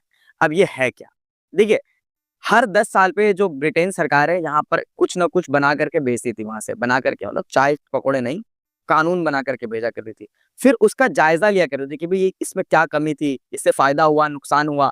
ठीक है, तो इस तरीके से ये कमीशन जो आया था 1919 की जांच पड़ताल करने आया था और ये भी देखने आया था कि भारत के लोगों की डिमांड क्या है, आखिर क्यों वो लोग आंदोलन कर रहे हैं। ठीक है, तो 1928 में ये भारत आता है 3 फरवरी को। लेकिन इस आयोग में, इस कमीशन के अंदर एक कमी ये थी कि ये 3 लोगों का जो कमीशन आया था उसमें एक भी हिंदुस्तानी नहीं है। आप भाई हिंदुस्तान के लोगों का गम जानने आ रहे हैं, आप देखना चाह रहे हैं कि इन लोगों की समस्याएं क्या हैं, लेकिन उसमें एक भी हिंदुस्तानियों को नहीं डाल रहे हैं। तो ये सरासर दिख रहा था कि अंग्रेजों की एक चाल थी, जो कि वो चाहते थे किस तरीके से भारत को फिर से तबाह किया जाए। ठीक है, इसलिए इस कमीशन को भारत आते ही इसको गो बैक का नारा लगा, साइमन गो बैक का नारा लगाया गया। ठीक है, इस आंदोलन में एक बहुत फेमस क्रांतिकारी की मौत भी हो जाती है, उनको लाठी डंडा पड़ जाता है, तो उसके बाद उनकी मृत्यु हो जाती है, शहीद कर दिया जाता है लाला लाजपत राय साहब। ठीक है, जिन्होंने ये आंदोलन एक नारा दिया था कि freedom is my birth right and I शिल हैव इट, कि मतलब आज़ादी हमारी जन्म से अधिकार है और हम इसको लेकर के रहेंगे। तो ये सारी ये आंदोलन बहुत ज़्यादा अच्छा, इस आंदोलन के बाद ही जो शहीद भगत सिंह वाली जो घटना है, तो इसी आंदोलन के बाद की घटना है वो। तो मतलब कि उन लोगों ने सोचा कि भाई अंग्रेज अब बिल्कुल भी मानने को तैयार नहीं है, तो अब हम लोग क्या करेंगे, ज़्यादा उग्र आंदोलन करेंगे। ठीक है, गोली बारूद का इस्तेमाल करेंगे। ठीक है, इस टॉपिक में होता तो मैं पढ़ा देता, अगर आप लोगों को पढ़ना है तो कमेंट सेक्शन में डाल दीजिए कि सर पढ़ा दीजिए इस टॉपिक को, तो फिर से एक छोटी सी वीडियो बना दूंगा 15 मिनट की उनके ऊपर, कि वो लोग थे कौन, किस तरीके से उन लोगों ने आंदोलन किए थे, काकोरी कांड क्या है वगैरह वगैरह। ठीक है, चैनल पर बने रहने के लिए धन्यवाद और वीडियो को लाइक कीजिए। देखते साइमन कमीशन क्या है। साइमन कमीशन भारतीय सांविधिक आयोग था, जो सर जॉन साइमन की अध्यक्षता में 7 संसद सदस्यों का एक समूह था। 3 नहीं 7 लोगों का एक समूह आया था। 1919 के भारत सरकार अधिनियम में शासन योजना की प्रगति का अध्ययन करने तथा 10 वर्ष बाद नए कदम सुझाने के लिए आयोग का नियुक्त प्रावधान किया गया था। देखिए मैंने बताया ना कि हर 10 साल पे लोग कोई कानून बना के भेज रहे हैं। अब उस कानून से हिंदुस्तान को फायदा हुआ, नुकसान हुआ, इसकी जांच पड़ताल करने के लिए कमीशन भारत आया था कि पिछले 10 साल का जांच हो जाए और अगर जो कोई कमी रह गई तो अगले 10 साल के लिए हम उसको किस तरीके से सुधारा जाए, इसलिए ये आयोग भारत आया था। सर जॉन ऑल्सब्रुक साइमन की अध्यक्षता में 3 फरवरी को 1928 में ये भारत पहुंचा। जैसे ही आयोग बॉम्बे पहुंचा, हजारों प्रदर्शनकारियों ने उनका स्वागत किया और आयोग से वापस जाने की मांग की। कई लोग तख्तियां और अन्य साइन बोर्ड पकड़े हुए थे, जिन पर साइमन गो बैक यानी साइमन वापस जाओ का नारा लिखा हुआ था। 30 अक्टूबर 1928 को आयोग लाहौर पहुंचा, जहां काले झंडे लहराते हुए प्रदर्शनकारियों ने उनका स्वागत किया। तो ये था आपका साइमन कमीशन आखिर क्या है और क्यों लोगों ने इनका विरोध किया था। विरोध का कारण ये था कि आप हिंदुस्तान के लिए अगर कुछ अच्छा सोच रहे हैं तो हिंदुस्तान के लोगों को भी उस कमीशन के अंदर रखिए कि क्या क्या हम लोगों को चाहिए। आपने नहीं रखा तो हम इनका विरोध करेंगे। ठीक है, अब देखते हैं बच्चों नमक यात्रा और असहयोग आंदोलन 1930। 31 जनवरी 1930 में गांधी जी ने लॉर्ड इरविन के समक्ष 11 सूत्रीय मांगे रखी। अच्छा, ये वायसराय को लॉर्ड कहा जा रहा है, यानी कि ब्रिटिश सरकार का जो हेड होता है देश के अंदर, उसको लॉर्ड या वायसराय के नाम से जाना जाता था। तो उनके सामने 31 जनवरी को मांग रखी थी गांधी जी ने। मैंने पहले बताया कि मांगे रखी, अब इनकी मांग को नहीं माना जाएगा। तो अब क्या करेंगे कि उन्होंने पहली डेट बता दिया था कि अगर आप इस तारीख तक अगर हमारी मांगों को स्वीकार नहीं करेंगे तो हम देश के अंदर आंदोलन को कर देंगे, और ये आंदोलन हो जाता है सविनय अवज्ञा आंदोलन। लॉर्ड इरविन इनमें से किसी भी मांग को मानने के लिए तैयार नहीं थे। 6 अप्रैल 1930 को नमक कानून का उल्लंघन, यह घटना सविनय अवज्ञा की शुरुआत थी। महात्मा गांधी का यह एक अल्टीमेटम की तरह था।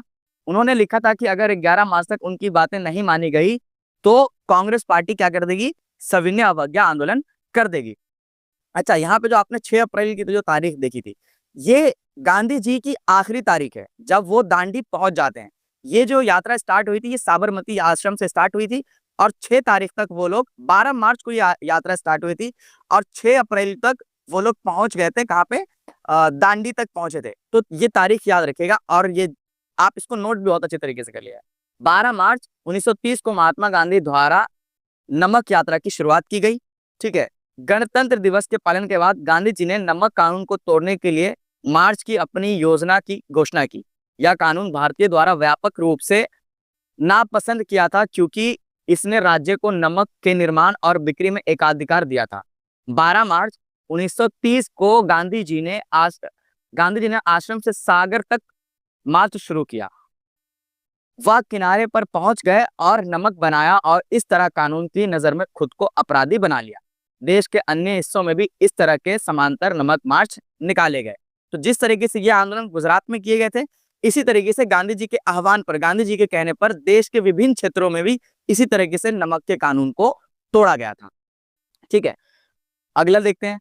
आंदोलन को किसानों, श्रमिक वर्गों, कारखानों के श्रमिकों, वकीलों और यहाँ तक कि ब्रिटिश सरकार में भारतीय अधिकारियों ने भी इसका समर्थन किया और अपनी नौकरी छोड़ दी। जिस तरीके से असहयोग में क्या था, सरकारी जितनी भी पदवियां थी, जो नौकरियां थी, वो सब काम पे नहीं जाते हैं, सरकार का बहिष्कार करने लगे थे, जिस तरीके से असहयोग में। तो सविनय अवज्ञा में असहयोग आंदोलन भी इसको कहते हैं कि अंग्रेजों के सहयोग नहीं करना है।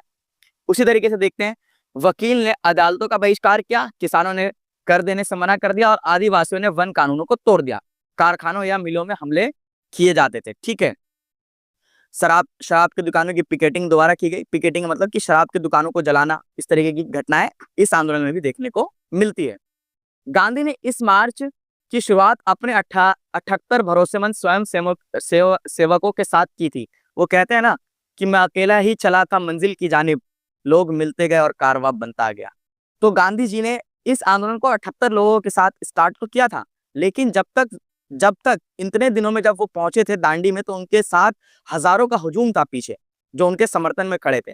क्योंकि वो जहां पर भी जाते थे, जिस गांव में भी जाते थे, तो उस गांव में वो ठहरते थे, रुकते थे, वहां के लोगों को समझाते थे, वहां के लोगों को जातिवाद के बारे में बताते कि आप लोग जातियों में मत बटिए, धर्मों में मत बटिए, भारत को आजाद करवाने के लिए हम सबको एक होना पड़ेगा। तो गांधी जी जहां पर भी जाते थे, रुकते थे, अपनी सभाएं किया करते थे, और फिर एक आध दिन रुकने के बाद, एक आध घंटे रुकने के बाद, कहीं कहीं पर ज्यादा समय बिताने के बाद दूसरे गांव में बढ़ा करते थे। तो देखेंगे कि मार्च 240 मील, लगभग 390 किलोमीटर साबरमती आश्रम से दांडी तक फैला था, जिसे उस समय अब गुजरात राज्य में नवसारी कहा जाता था। अब उसको नवसारी कहा जाता है, जिस जगह पे ये यात्रा हुई थी। रास्ते में भारतीयों की बढ़ती संख्या ने रास्ते में भारतीयों की बढ़ती संख्या उनके साथ जुड़ती चली गई, जैसा कि अभी मैंने आपको बताया। तो यह था आपका सविनय अवज्ञा आंदोलन। अब हम पढ़ेंगे कि सविनय अवज्ञा आंदोलन की क्या क्या सीमाएं हैं। सीमाओं से मेरा मुराद कि ये सविनय अवज्ञा आंदोलन आखिर फेल क्यों हो जाता है। अच्छा, ये आंदोलन स्टार्ट होने के बाद जैसे ही लोगों ने नमक का कानून तोड़ा, तो अब वो क्या है कि सरकार की नजर में अब क्या है कि गुनाह क्या उन लोगों ने, तो यानी अपराध किया है, तो सबको क्या किया जाता है, सबको जेल डाल दिया जाता है। गांधी जी स्वयं जेल चले गए थे। ठीक है, लेकिन आंदोलन इतना ज्यादा बड़ा हो गया था कि बाद में गांधी को खुद इरविन को खुद कहना पड़ा था ये बात गांधी जी से कि भाई इस आंदोलन को जिस तरीके से भी आप चाहें रुकवा लीजिए। तो हम लास्ट में इसके टॉपिक को देखेंगे, गांधी इरविन समझौते में क्या क्या बातें रखी गई थी। ठीक है, इसके बाद देखते हैं, अभी हम देखेंगे कि सीमाएं क्या थी, कि इस आंदोलन में क्यों ये आंदोलन असफल रहा। ठीक है, तो चलिए बच्चों, अब हम देखते हैं गांधी और इरविन समझौता। इरविन कौन है? लॉर्ड वायसराय उस वक्त का जो हेड है, अंग्रेजों का हेड जो हिंदुस्तान के अंदर है, उनको इरविन कहा गया है। उनका नाम था इरविन। समझौते दो लोगों के बीच में हो रहे हैं, गांधी जी और इरविन के बीच में। क्यों? क्योंकि ये आंदोलन अंग्रेजों से संभाला नहीं जा रहा था, ये आंदोलन रुक नहीं रहा था। गांधी जी ने जो आंदोलन स्टार्ट कर दिया था, ये आंदोलन अब गांधी जी के कहने पर शुरू तो हुआ था, लेकिन अंग्रेजों से समेटा नहीं जा रहा था। तो अंग्रेज चाहते थे कि गांधी जी इसमें बीच में पड़े और इस आंदोलन को रोके। तो गांधी जी ने कहा कि ठीक है, हम रुकवाएंगे, लेकिन हमारे कुछ मांगे हैं, उसको पूरा कर दीजिए। तो हम आपको ये आंदोलन जो है, अगर हमने शुरू करवाया है तो हम ही रुकवा देंगे। ठीक है, तो देखते हैं, इसी समझौते को गांधी और इरविन समझौता कहते हैं, जो कि 1931 के बीच में फरवरी के महीने में होता है। देखते हैं गांधी इरविन समझौते की क्या क्या विशेषताएं थी। गांधी जी और लॉर्ड इरविन के बीच लगभग 8 बैठकों का परिणाम था, जो फरवरी 1931 के मध्य में शुरू हुआ। इस समझौते के कुछ प्रावधान थे।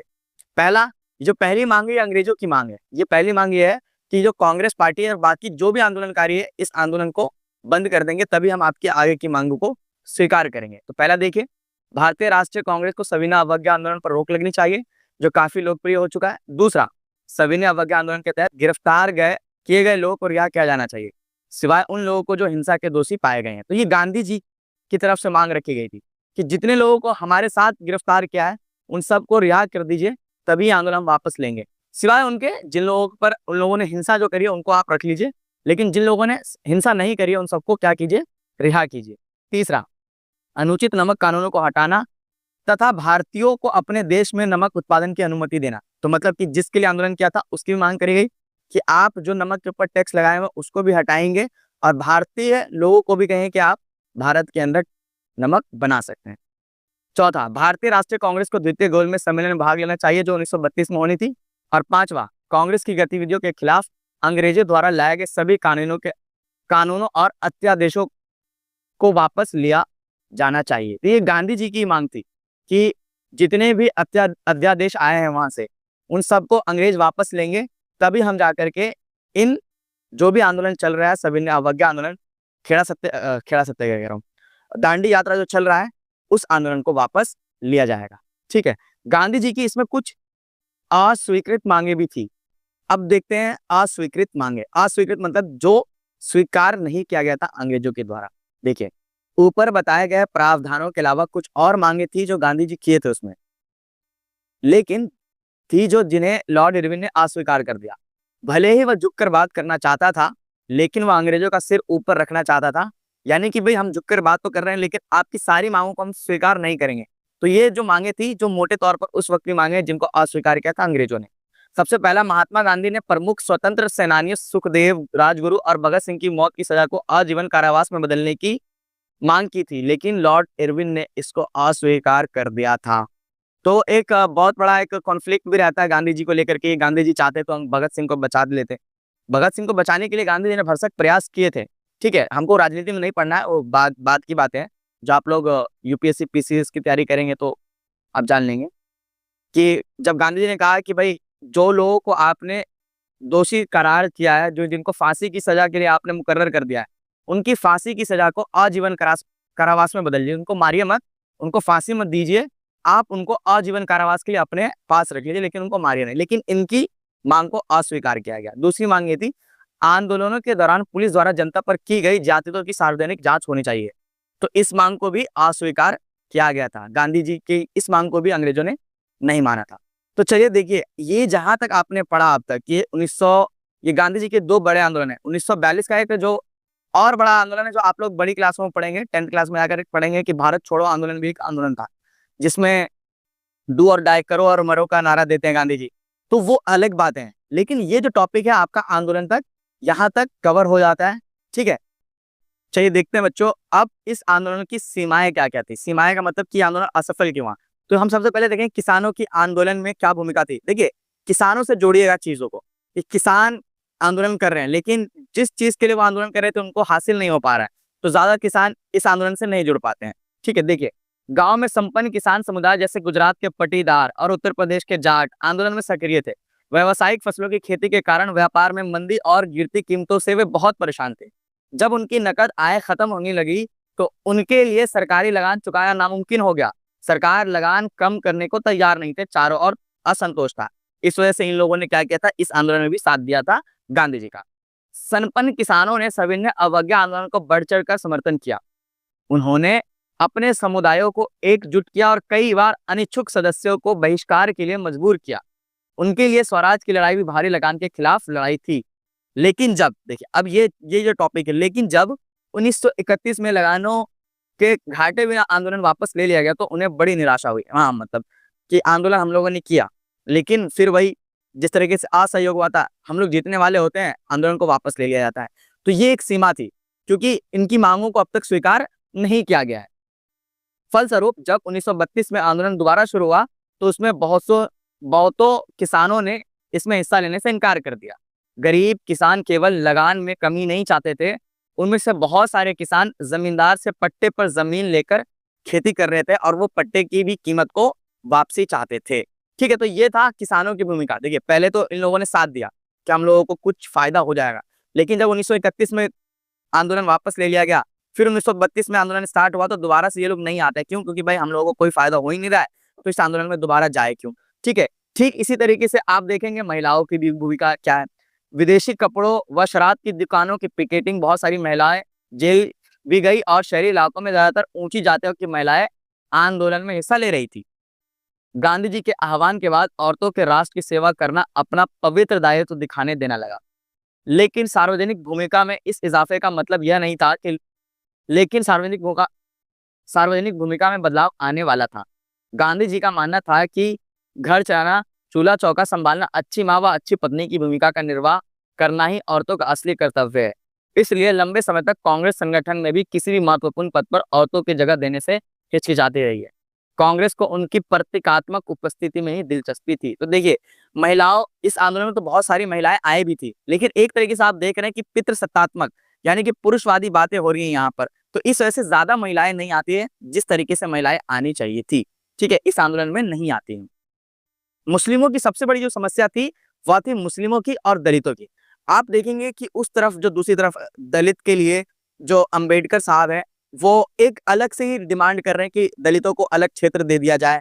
तो वो लोग भी आंदोलन में नहीं आ रहे हैं। उसके अंदर पढ़ लीजिएगा कि कमेटी भी बनाई थी दलित समिति करके, तो इस वजह से दलित भी नहीं इस आंदोलन में आ रहे हैं। मुसलमानों मुसलमानों के बारे में अगर देखा जाए तो असहयोग में तो मुसलमान खूब आए, क्योंकि उस टाइम पर खिलाफत आंदोलन चल रहा था। तो मुसलमानों की भूमिका जरूरी थी, क्योंकि खिलाफत में साथ आपको तभी ना मिलेगा जब आप असहयोग में आइएगा। लेकिन इस टाइम तक आप देखेंगे कि बहुत सारा खींचातान हो गया था मुसलमानों और हिंदुओं के बीच में। मतलब कि धार्मिक बहुत सारी जो कहते हैं ना कट्टरता बढ़ गई थी लोगों के बीच में। तो जिस तरह से असहयोग आंदोलन में मुस्लिम्स बढ़ चढ़ कर हिस्सा ले रहे हैं, वो खिलाफत मूवमेंट के तहत ही सही, लेकिन असहयोग में उन्होंने बहुत ज्यादा हिस्सा लिया था। लेकिन इस आंदोलन में पाएंगे कि मुस्लिमों की यह समस्या रही है कि असहयोग की तरह सविनय अवज्ञा आंदोलन में वो इतना ज्यादा एक्टिव नहीं दिखते हैं। तो देख लेते हैं, असहयोग खिलाफत आंदोलन के शांत पड़ जाने के बाद मुसलमानों का एक बहुत बड़ा तबका कांग्रेस से कटा हुआ महसूस करने लगा था। 1920 के दशक के मध्य कांग्रेस हिंदू महासभा जैसे हिंदू धार्मिक राष्ट्रवादी संगठनों के काफी करीब दिखने लगी थी। जैसे जैसे हिंदू मुसलमानों के बीच संबंध खराब होते गए, दोनों समुदाय उग्र धार्मिक जुलूस निकालने लगे, है ना, कि एक दूसरे के खिलाफ अब आ गए थे। ये किसके बाद? खिलाफत आंदोलन के बाद। खिलाफत में तो वो लोग सब साथ में थे, लेकिन जब जैसे जैसे समस्याएं बढ़ती गई तो ये दोनों एक दूसरे के खून के प्यासे बनने लगे। वो उनको धर्म को नीचा दिखाने लगा, ये इनके धर्म को नीचा दिखाने लगा। तो 1930 तक आते आते जब सविनय अवज्ञा आंदोलन स्टार्ट हुआ, तो मुस्लिम लीग के सदस्य को और बहुत सारे मुसलमानों को ये बात लगने लगी कि ये इस देश के अंदर रहना है तो एक आंदोलन इस तरीके की होनी चाहिए जो हिंदुओं से अलग होनी चाहिए, ठीक है। इसमें कई सारे शहरों में हिंदू मुस्लिम सांप्रदायिक टकराव व दंगे हुए। हर दंगे के साथ दोनों समुदाय के बीच फासला बढ़ता गया, और यही एक वजह था जिसकी वजह से सविनय अवज्ञा आंदोलन में मुस्लिमों की जो भागीदारी थी बहुत कम थी, महिलाओं की जो भागीदारी थी ज्यादा नहीं थी, लेकिन असहयोग आंदोलन से ज्यादा ही थी। दूसरी तरफ अगर आप देखते हैं तो दलितों की भागीदारी बहुत कम थी। क्यों? क्योंकि अंबेडकर साहब है, उन्होंने दलितों के लिए एक अलग से संगठन की मांग कर ली थी, अलग से चुनाव क्षेत्र की मांग कर ली थी। तीसरी तरफ हम देखेंगे तो किसानों की भी समस्याएं जो अब तक हल नहीं हुई थी, इस वजह से किसान भी इस आंदोलन में बहुत ज्यादा हिस्सेदारी नहीं लेते हैं। तो यह था बच्चों आपका ये पूरा चैप्टर था जिसमें आप लोग अब तक देखते हुए आए हैं, जिसमें सारे दो बड़े आंदोलन हमने कवर कर लिया है। आपके 10वीं क्लास में भारत छोड़ो आंदोलन नहीं है 1942 का, तो इस टॉपिक को हम यहाँ पे मतलब आंदोलन तक समाप्त करेंगे। आखिरी टॉपिक होगा हमारा, वो होगा सामूहिक अपनेपन का भाव। तो चलिए बच्चों इस चैप्टर का आखिरी टॉपिक देखते हैं, सामूहिक अपनेपन का भाव। इस टॉपिक का अर्थ यह होता है कि किस तरीके से भारत के जो आंदोलनकारी थे, ये भारत के जो लोग थे जो आंदोलन कर रहे थे, उनमें भारत के लिए एक कहते हैं ना कि भाई हम सब एक हैं, तो एकता की जो भावना जगाई कैसे जा रही थी, इसी टॉपिक को कहते हैं सामूहिक अपनेपन का भाव। आप लोगों ने बहुत अच्छे से वीडियो को देखा है, तो इस टॉपिक के बाद मैं आपको PYQ करवा दूंगा। वीडियो अगर अच्छी लगी हो तो चैनल को सब्सक्राइब कर लीजिएगा, वीडियो को लाइक कीजिएगा, और अगला कौन सा चैप्टर आपको पढ़ाना है वो कमेंट बॉक्स में डाल दीजिएगा। अच्छे अच्छे कमेंट कीजिएगा, ठीक है भाई, बहुत पहले हम लोग ये प्रैक्टिस कर रहे हैं, कुछ नया ट्राई कर रहे हैं, तो आप लोग भरपूर साथ दीजिए, ठीक है। इसी तरीके से आप लोग तरीके से दिखते हैं ये कारण जिन्होंने भारतीय लोगों में सामूहिक अपनेपन की भावना को जगाया तथा सभी भारतीय लोगों को एक किया। सबसे पहला है चित्र व प्रतीक। उस टाइम पर तरह तरह के चित्र बनाए जाते थे, जैसे कि भारत माता का चित्र बनाया गया, ठीक है, तरह तरह की कविताएं लिखी जाती थी। देखिए, भारत माता की प्रथम छवि बंकिम चंद्र द्वारा बनाई गई थी। तो ये सवाल है कि बंकिम चंद्र द्वारा भारत माता की चित्र बनाई गई थी, 1 नंबर में आ सकता है। इस छवि के माध्यम से राष्ट्र को पहचान में मदद मिली। दूसरा है लोक कथाएं या फिर कविताएं। लोक कथाएं का मतलब लोक वह कथाएं जो बहुत पहले तक चलती हुई आ रही थी। तो मतलब कि हम अपने शूरवीरों की कविताएं लोगों को सुनाया करते थे कि आपके पूर्वज ऐसे रहे हैं, इतने बहादुर रहे हैं। तो इस तरीके की कहानियों को लोक कथाएं कहते हैं, जो बहुत पुरानी रिवाजों से चलती हुई आ रहे हैं। जैसे कि आप लोगों ने भरसक सुना होगा अपने दादा परदादा, मतलब अपने दादा दादी नाना नानी से, कि एक राजा एक रानी हुआ करता। तो ये सब एक लोक कथाएं होती है। इसी तरीके की कथाएं उस टाइम पर लोगों को सुनाया जा रहा था कि आपके दादा परदादा हुआ करते थे, ये लोग कोई मामूली आदमी नहीं थे, उन लोगों ने इस देश के लिए बहुत सारी कुर्बानियां दी हैं। तो इसी तरीके की कथाएं इस टाइम पर भी सुनाई जा रही थी, लोक कथाएं। राष्ट्रवादी घूम घूम कर इन लोक कथाओं का संकलन करने लगे। ये कथाएं परंपरागत संस्कृति की सही तस्वीर पेश करती थी तथा अपनी राष्ट्र पहचान को ढूंढने तथा अतीत में गौरव का भाव पैदा करती थी। तो मतलब कि हिंदू मुस्लिम की एकता को बरकरार रखने के लिए इस प्रकार की कविताओं को, इस तरह के कथाओं को सुनाया जा रहा था, बताया जा रहा था। तो चलिए ये टॉपिक, ये चैप्टर आपका यहीं पे खत्म होता है। और अब हम देखेंगे पीवाईक्यू, और लास्ट में जो मैं टॉपिक डालूंगा उसको बहुत से उस टाइमलाइन डालूंगा कि कब कौन कौन सी घटना तारीख के साथ हुआ है, वो उसका पूरा का पूरा पीडीएफ आप लोग नोट कर लीजिएगा। जिन लोगों को भी इंटरेस्ट है हिस्ट्री, तो वो सारी चीजें आपको बहुत ज्यादा फायदेमंद होगी। तो चलिए बच्चों, अब हम देखते हैं पीवाईक्यू प्रीवियस ईयर के क्वेश्चन पेपर के कैसे कैसे क्वेश्चस आते हैं। सबसे पहले हम देखेंगे कि 1 नंबर के क्वेश्चन कैसे बनते हैं। बड़ा फायदा मिलता है इन चीजों को पढ़ने का। तो इसको सबसे पहले देखते हैं कि सबसे पहले इनलैंड इमिग्रेशन एक्ट क्या था। एक ऐसा एक्ट था, मैं आंसर बता देता हूँ, ये एक ऐसा एक्ट था जिसके द्वारा लोगों को बागानों में जाने से रोका जाता था। ठीक है, बुक के अंदर एनसीईआरटी के बुक में पढ़ लिया कि इनलैंड इमिग्रेशन एक्ट क्या था। दूसरा कि भारत माता का पहला चित्र किसने बनाया था, तो अभी पढ़ाया था, बंकिम चंद्र साहब ने बनाया था। ठीक है। तीसरा, जलियांवाला बाग हत्याकांड कब और कहाँ हुआ, तो आप लोग कमेंट बॉक्स में बता दीजिए कि क्या कब हुआ था और कहाँ पर हुआ था। ठीक है, अप्रैल के महीने में हुआ था, महीने 19 में हुआ था। तारीख आप लोग देख लीजिए, जगह आप लोग देख लीजिए। अच्छा, चौथा यह कि रॉड काला कानून क्यों कहा गया, जानिए इसको काला कानून क्यों कहते हैं, कमेंट में लिख दीजिए। वह उसको क्यों कहा था, ब्लैक लॉ कहा जाता था। ठीक है, साइमन कमीशन कब आया। 1 नंबर तक पूछे जाते हैं कि भारत, गांधी जी भारत कब लौटे, अफ्रीका गए या अफ्रीका। 1 नंबर में ये इस तरह के क्वेश्चन बन जाया करते हैं। तो चलिए बच्चों, अब हम देखते हैं 3 नंबर का पीवाईक्यू कि 3 नंबर में कैसे क्वेश्चन बनते हैं। सबसे पहले देखिए, गांधी इरविन समझौते की विशेषता है कि, तो लास्ट में जो मैंने आपको टॉपिक पढ़ाया है वही लिख देना है इसके अंदर। गांधी जी ने मांग रखी थी, जैसे अंग्रेजों ने एक मांग रखी थी कि भाई तो ये आंदोलन है वापस लोग डालो, रखी थी कि हम लोग आंदोलन इसी शर्त पर। 3 नंबर का, तो कम से कम इसके अंदर 100 शब्दों में इसका आंसर लिखे, लिखिए तारीख के साथ लिखिए, गांधी इरविन का समझौता हो कब रहा है। हाँ, 1931 में हो रहा है, फरवरी के माह में हो रहा है। ठीक है, मांगे रखी जा रही है गांधी जी की तरफ से, अंग्रेजों की तरफ से। गांधी जी की कुछ मांगों को स्वीकार किया गया, कुछ मांगों को अस्वीकार किया गया। मैंने इससे पहले जो पढ़ाया है वो वीडियो थे, देख लीजिए। दूसरा है, भारत के लोग रॉलेट एक्ट विरोध में थे। रॉलेट एक्ट जब आया था तो एक ऐसा कानून था कि भारतीय लोगों पर जबरदस्ती से लादा गया था कि भाई भारतीय लोगों पर, कि अंग्रेजों को लगने लगा था जो भारत के लोग बहुत ज्यादा आंदोलन करने लगे थे, तो आंदोलनों को रोकने के लिए रॉलेट जैसा एक्ट लाया गया कि लोगों को रोक दिया जाए, उनके ऊपर जबरदस्ती जुल्म ढाया जाए, बिना किसी प्रूफ के, बिना किसी सबूत के, उनके ऊपर शक के आधार पर उनके ऊपर चार्जेस लगा दिया जाए, उनको मारा जाए, उनको जेल में डाला जाए। ठीक है, तो ये रॉलेट एक्ट था, काला कानून कह रहे हैं। ठीक है। तीसरा है, सविनय अवज्ञा आंदोलन में महिलाओं की भूमिका का वर्णन कीजिए। ठीक है, तो आप लोग ये तीसरा क्वेश्चन, इस तरीके से क्वेश्चन बनते हैं, महिलाओं का क्या योगदान रहा, मुसलमानों का क्या योगदान रहा। ठीक है, आंदोलन की क्या क्या सीमाएं रही, महिलाओं का मतलब कि आंदोलन क्यों असफल रहा, तो वही चौड़ा हत्याकांड असहयोग का हो जाएगा। मुसलमानों की समस्या, दलितों की समस्या, वो सविनय अवज्ञा आंदोलन की सीमाएं हो जाएंगी। भाई भारत के लोग ज्यादातर उसमें शामिल नहीं हो पा रहे। तो चलिए बच्चों, 5 नंबर का पीवाईक्यू देखते हैं कि 5 नंबर में देखिए, इसको कम से कम 150 से 200 वर्ड्स में इसका आंसर। अच्छा, बोर्ड का जो पेपर देता है ना, उसके अंदर इंस्ट्रक्शन लिखा होता है, तो ज्यादा लिखने की आवश्यकता भी नहीं। अगर आप चीज ठीक ठाक लिख रहे हैं, बहुत से बच्चे होते हैं कहानियां बनाने लगते हैं, जैसे बनाने तो कहानियां लिखता था। आप लोगों को तर्क क्या था, मैंने पढ़ा है, तो तर्क की चीजें वहां पर आप तारीख के साथ लिख करके आए, है ना। कहानी बनाने की ज्यादा आवश्यकता है नहीं, ज्यादा लिखने से बहुत ज्यादा नंबर नहीं मिलते हैं। ठीक है, लेकिन आप लोग काम की चीजें लिख करके आए। 5 नंबर में कम से कम 200 से 150 से 200 वर्ड्स का इस्तेमाल करें। ठीक है, 5 नंबर में कैसे क्वेश्चन आ रहे हैं, खिलाफत आंदोलन को प्रभाव प्रारंभ करने के मुख्य कारण क्या थे। खिलाफत आंदोलन जो मैंने पढ़ाया था कि मुसलमानों की जो समस्या थी, वो वाला आंदोलन की बात की जा रही है इसके में, क्यों किया गया था। तो आप इसका आंसर आप लोग, मैंने वीडियो बना रखी है, उस पर देख लिया है खिलाफत आंदोलन क्या है, पूरा का पूरा खिलाफत आंदोलन इसके अंदर आप लिख करके आइए। और भारतीय राष्ट्रीय आंदोलन में का क्या योगदान था, तो गांधी जी ने खिलाफत आंदोलन को असहयोग आंदोलन में मिला लिया था, यही उनका योगदान है। एक बड़ा आंदोलन नजर आया जिसमें मुसलमानों ने भी असहयोग आंदोलन में अपना सहयोग दिया। इस तरीके से इस आंसर को लिखना है। दूसरा है, गांधी जी की नमक यात्रा के कई कारणों से उल्लेखनीय थी। तो गांधी जी की जो नमक यात्रा उसके ऊपर भी क्वेश्चन बने। तो आपके जो गांधी जी के जो दो आंदोलन आपने पढ़े हैं, असहयोग और सविनय अवज्ञा आंदोलन, इन दोनों टॉपिक को तो आप बहुत ही अच्छे से कर लीजिए, क्योंकि 5 नंबर के इनके आने के चांसेस ज्यादा होते हैं। सबसे ज्यादा होता है असहयोग आंदोलन के कारण।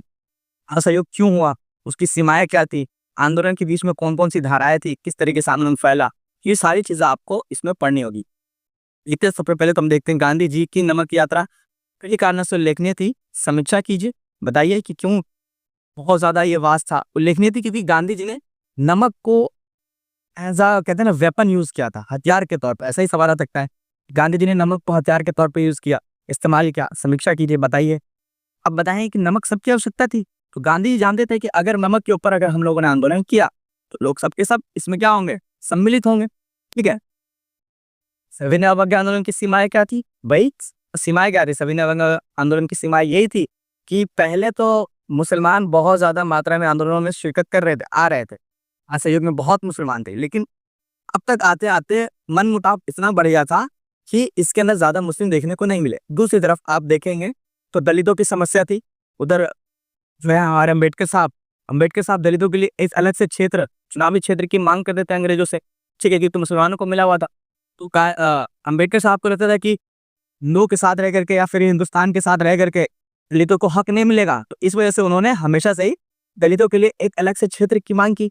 तो दलित भी इसमें शामिल नहीं हो पा रहे, तो ये एक वास्ट आंदोलन नहीं बन पा रहा है, यही इनकी सीमाएं थी। तीसरा देखिए, भारत में राष्ट्रवाद की भावना पनपने में किन किन कारकों का योगदान था। वही राष्ट्रवाद की भावना, सामूहिक अपनेपन का भाव किस तरीके से पनपा, लास्ट टॉपिक है। देखिए आखिरी जो आपको क्वेश्चन दिख रहा है, आप लोगों को खुद से इसका आंसर लिखना है।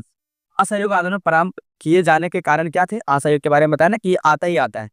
इस आंदोलन में समाज के विभिन्न वर्गों की हिस्सेदारी पर प्रकाश डालिए, जैसे कि मध्य वर्ग शहर में कैसे हुआ, गाँव में कैसे हुआ, बगानों में कैसा हुआ, लोगों ने क्या क्या, बच्चों ने क्या किया, स्कूल नहीं गए, वकीलों ने क्या क्या किया। ये सारी चीजें आपको इस आंदोलन में, इस वाले टॉपिक में, असहयोग आंदोलन में लिखना है।